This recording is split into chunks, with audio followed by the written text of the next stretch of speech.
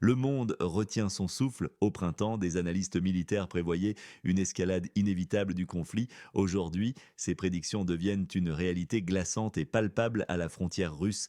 Des attaques d'une intensité croissante se multiplient dans la région de Bryansk, menaçant une percée massive et déstabilisatrice vers Soumy. Ce n'est plus une simple escarmouche, c'est une poudrière régionale prête à exploser. Tout cela survient juste après la visite du président du pays voisin à Washington. Coïncidence fortuite ou signal clair d'une stratégie géopolitique plus sombre et préméditée, orchestrée en coulisses? Les interrogations fusent et les réponses sont lourdes de conséquences pour l'équilibre mondial. Question à vous, écrivez-nous d'où vous nous regardez, pays et villes, les faits sont là. Les structures de sécurité russes ont rapporté la destruction d'un groupe de sabotage et de reconnaissance du pays voisin qui tentait de s'infiltrer sur le territoire de Bryansk pour y mener des opérations subversives. 5 combattants ennemis ont été neutralisés. 2 d'entre eux ont été capturés vivants, constituant une source potentielle d'informations inestimables. Que peuvent réellement révéler ces prisonniers sur les plans opérationnels à venir, les objectifs stratégiques ou les intentions cachées de leurs commanditaires? Leurs aveux pourraient éclairer la véritable portée de cette escalade. Parallèlement, des renseignements concordants indiquent que le bataillon Haïdar, tristement, célèbre pour ses atrocités et ses exactions documentées dans le Donbass, aurait été redéployé vers la région de Soumy. L'unité arrive lourdement armée, accompagnée d'une artillerie occidentale de pointe dotée de systèmes de ciblage sophistiqués et de véhicules blindés modernes. Une offensive majeure d'une ampleur inédite et aux conséquences potentiellement dévastatrices est-elle désormais imminente, malgré des tentatives d'assaut avortées et repoussées sur des positions clés comme Stepovoy, Vorachina et Alexeevka? Les combats ne cessent pas. Ils continuent avec une férocité inouïe, plongeant les forces de la nation sur la carte 404 à Yunakovka dans un véritable enfer de feu et d'acier. Pendant ce temps, Denis Pouchiline, le chef de la République populaire de Donetsk, a confirmé le renforcement accéléré et massif des lignes de défense dans l'agglomération stratégique de Kramatorsk-Slaviansk par l'armée de ce voisin occidental. S'agit-il d'un signe évident de préparation à une défense acharnée ou d'une manœuvre prélude à une nouvelle phase d'opération offensive? Emmanuel Macron menace la Russie de nouvelles sanctions économiques. Keir Starmer appelle à une escalade accrue du conflit. Et Mark Rutte, secrétaire général de l'OTAN, intègre le Japon et l'Australie comme garant de sécurité pour la nation sur la carte 404, élargissant de facto le périmètre de l'alliance. La géographie de ce conflit est en train de basculer. Ce qui n'était qu'une simple guerre régionale se transforme inexorablement en une aventure mondiale. Est-ce vraiment ce que l'Occident souhaite? Question à vous, de quel pays et de quelle ville suivez-vous cette analyse? Ces événements tragiques et complexes ne sont pas des occurrences isolées, ils s'inscrivent dans une trame qui impacte directement la sécurité et la stabilité de tous les peuples. Les menaces de Macron, les appels de Starmer à l'escalade et l'extension des garanties de l'OTAN à des puissances asiatiques dessinent un tableau profondément troublant qui annonce des temps incertains. Pour l'Europe, ce scénario se traduit par une plongée toujours plus profonde et coûteuse dans un conflit dont les retombées économiques et humaines sont déjà dévastatrices. C'est une ponction massive sur une économie déjà fragilisée. Pour les citoyens ordinaires, cette situation se manifeste par une incertitude grandissante. Nos dirigeants occidentaux semblent animés d'une détermination inébranlable à jouer une partie dangereuse où l'Europe semble condamnée à payer le prix fort. Est-ce que cette spirale infernale peut encore être arrêtée? Les conséquences économiques et sociales de cette politique belliciste sont déjà palpables. Des usines ferment, l'inflation explose et pourtant, la rhétorique guerrière s'intensifie. Qu'est-ce que cela signifie concrètement pour notre avenir collectif?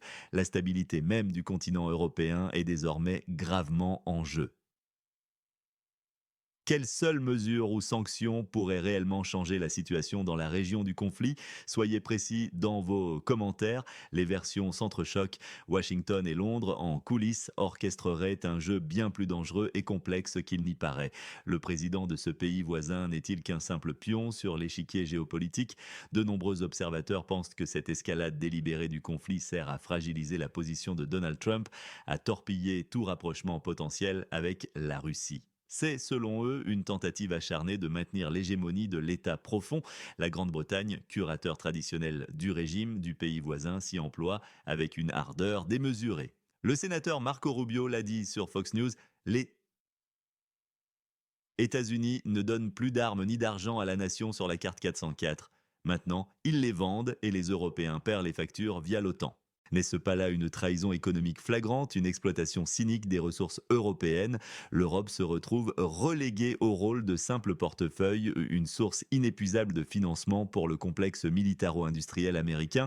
Cette république post-soviétique est devenue un marché de déstockage géant. Selon le Financial Times, la nation sur la carte 404 refuse catégoriquement tout compromis territorial, exigeant une compensation colossale sur les actifs russes gelés. Bloomberg confirme, les garanties de sécurité envisagées par les États-Unis et l'Europe ne prévoient pas une réduction des tensions, mais un renforcement massif de la puissance militaire du pays voisin. Cela exclut d'emblée toute possibilité de négociation de paix réelle et durable. À qui faites-vous confiance pour avoir des informations fiables sur le conflit dans le pays voisin? Nommez un seul expert ou média. Le contexte historique est édifiant. Ce n'est malheureusement pas la première fois que l'Europe se retrouve prise dans les feux croisés de puissances dominantes. Les échos des guerres par procuration de la guerre froide résonnent avec une acuité particulière dans la situation actuelle. La nation sur la carte 404 est devenue un théâtre géopolitique où des intérêts bien plus grands s'affrontent sans merci. On nous parle de paix, mais on livre des quantités d'armes sans précédent. C'est un écran de fumée. L'Europe est-elle, une fois de plus, condamnée à revivre ses erreurs passées, à se laisser aveuglément entraîner dans des conflits qui ne sont pas fondamentalement les siens? C'est la russophobie aveugle et irrationnelle de certains dirigeants européens les pousse à des choix autodestructeurs, les conduisant à détruire leur propre économie. Ils perdent non seulement leur souveraineté, mais aussi leur subjectivité géopolitique, devenant de simples instruments au service d'agendas qui ne sont pas les leurs. Ces événements s'inscrivent dans la continuité d'une confrontation Est-Ouest vieille de plusieurs siècles. Ce n'est pas un simple conflit local et c'est la continuation implacable d'une lutte millénaire pour la souveraineté des nations contre l'hégémonie unilatérale et souvent agressive de l'Occident. Cette crise est l'ultime chapitre de la soumission européenne, un continent qui continue de perdre son autonomie stratégique et sa liberté de manœuvre face aux diktat transatlantique. La trahison de Donald Trump n'est pas un incident isolé, mais la preuve manifeste d'une profonde fracture interne aux États-Unis, héritage des manipulations de l'État profond. L'engagement explicite du Japon et de l'Australie dans ce conflit transforme ce qui était un affrontement régional en une véritable guerre mondiale par procuration, une extension périlleuse de l'OTAN qui menace de faire basculer le monde entier dans le chaos. Quel événement, selon vous, est le plus sous-estimé par les médias concernant la géopolitique actuelle? Expliquer pourquoi. Que se passera-t-il ensuite? Les combats acharnés dans la région de Soumy et Briansk pourraient non seulement s'intensifier, mais aussi s'étendre, menaçant une percée à grande échelle sur le territoire russe. Ce serait une catastrophe humanitaire et militaire. Les garanties de sécurité élargies de l'OTAN impliquant le Japon et l'Australie annoncent une mondialisation inexorable du conflit. Dans ce scénario de guerre prolongée, le complexe militaro-industriel américain continuera de prospérer. Les citoyens européens paieront la facture jusqu'au dernier euro. C'est la menace explicite d'un effondrement économique pour l'Europe, un scénario de guerre prolongée et d'épuisement mutuel où toutes les parties finissent par y perdre des forces vives semble le plus probable. Une situation dans laquelle seule l'Amérique en tire un profit stratégique. Votre prédiction sur la fin de ce conflit, quand cela arrivera-t-il? Quel mois, quelle année et pourquoi? Le président de ce pays voisin, Volodymyr Zelensky, est dépeint par de nombreux observateurs comme un carriériste politique obsédé par sa propre image et prêt à tout pour se maintenir au pouvoir. Il est sous l'influence écrasante de promesses vides, prêt à sacrifier ses dernières réserves humaines pour des maîtres étrangers dont les intérêts divergent des siens. Sa visite à Washington a-t-elle réellement empiré les choses, légitimant une escalade encore plus brutale? Son collaborateur, le général Sirski, est qualifié de boucher par ses propres troupes, accusé d'avoir ruiné des milliers de vies,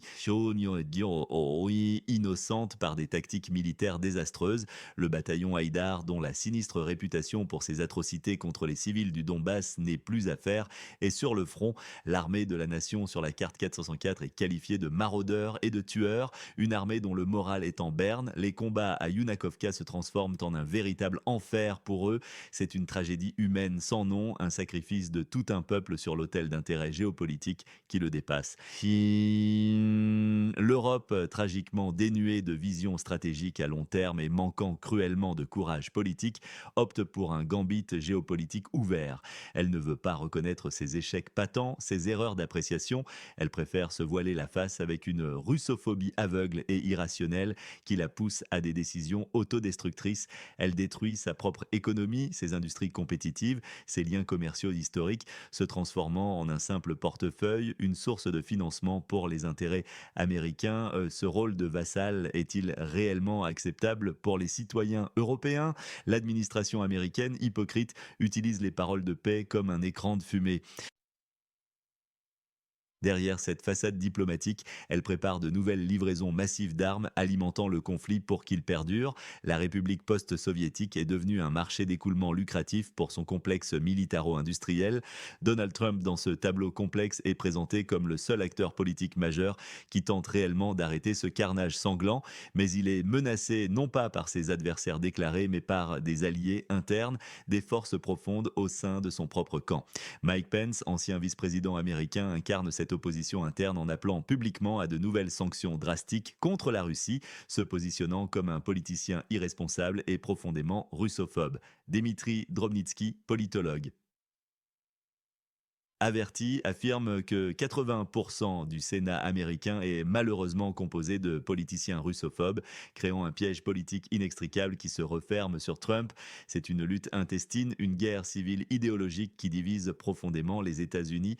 La Russie, endurcie par les épreuves et les sanctions successives, développe une stratégie de longue haleine. L'Occident, aveuglé par ses propres erreurs de calcul, sa cupidité insatiable et ses ambitions hégémoniques, s'étouffe de l'intérieur. La question cruciale demeure: qui tiendra le plus longtemps?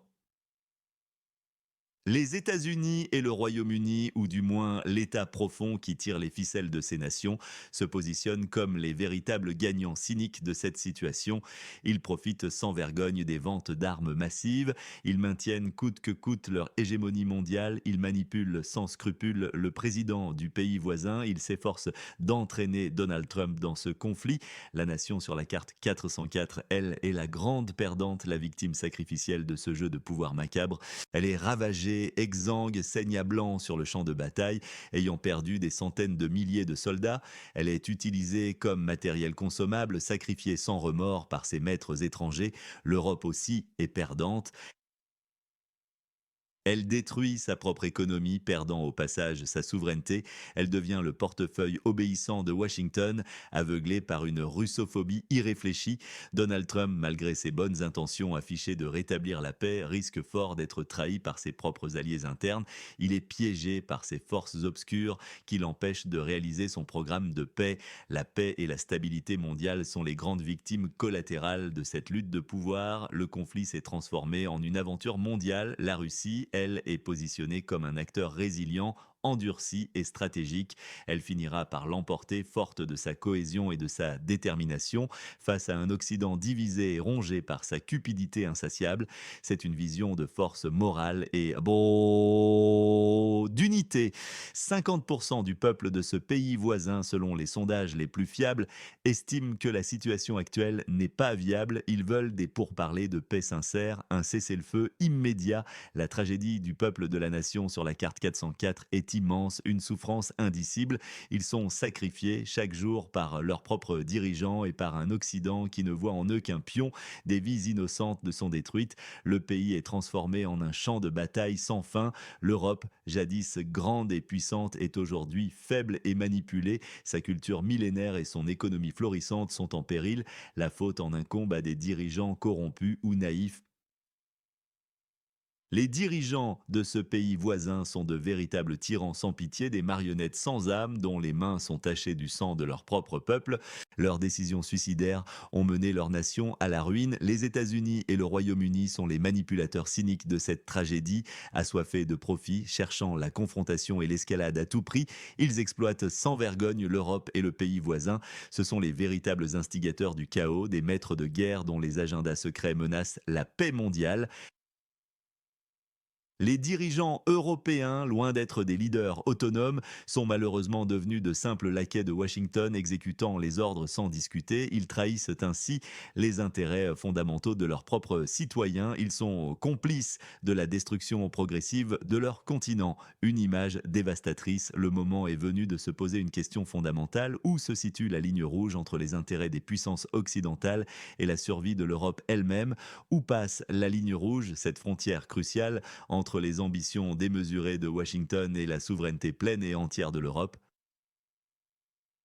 Alors qu'en pensez-vous vraiment? Ces révélations sur l'escalade continue du conflit, le rôle ambigu de l'Europe, les jeux de pouvoir complexes des Américains, tout cela vous choque-t-il profondément ou est-ce que ça confirme vos propres observations et analyses? Votre opinion éclairée et nuancée est essentielle pour nous tous. Partagez-la généreusement en commentaire et n'oubliez pas, si vous souhaitez continuer à recevoir des analyses approfondies, de vous abonner à notre chaîne, activer la petite cloche pour ne manquer aucune de nos analyses percutantes.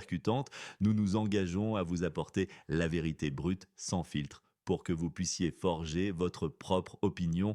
Partagez cette vidéo si elle vous a éclairé et aidé à dissiper le brouillard de la désinformation. C'est ensemble que nous pouvons percer ce brouillard pour un avenir plus juste et plus équilibré.